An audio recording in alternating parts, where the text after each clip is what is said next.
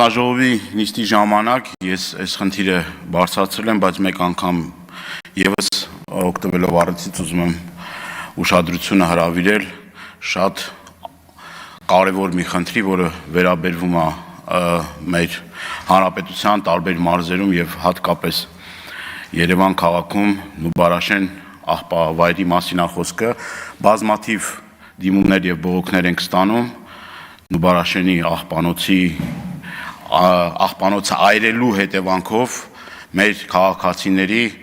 հասցված վնասի մասին, ես դրա մասին ասել եմ հանձնաժողովի նիստի ժամանակ, մեկ անգամ եւս ասում եմ, մեկ անգամ եւս կրկնում եմ եւ հորդորում եմ, որ օր առաջ պետք է այդ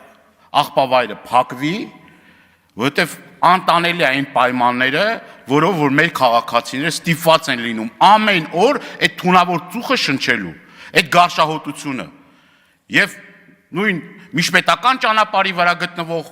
աղբանոցները էլի խնդիր են առաջանում եւ առհասարակ բնակավայրերի մոտ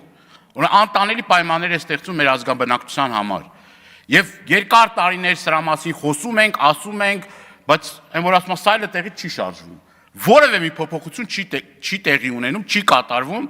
եւ կրկնում եմ, սրանից տուժում է մեր հայրենակիցների առողջությունը։ Ինչ վերաբերվում է փակ շրջանառու համակարգի հետ կապված, բազմաթիվ անգամներ ասել ենք, այս օրենքը, որը որ ընդունվել է ազգային ժողովում, սա հարվածելու է ձկնաբուծությանը, սա լուրջ խնդիր է առաջացնելու մեր տնտեսվարողների համար, կապ չունի որ Առաջի Ատյանը որոշումը կայացել, ես կարծում եմ այդ մարդիկ այդ որոշումը ձկնաբույսները կբողոքարկեն, բայց սա ուղիղ ազդելու է ոլորտի զարգացման վրա։ Ավելի ճիշտ կլինի այն հորերը ապօրինի տիրազուրկ, որ այդ ջրերը գնում է տարբեր ուղղություններով, ոչ կոնսերվացնում այդ հորերը, ոչ էլ աշխատանք կատարվում այդ ուղղությամբ։ Շնորհակալություն։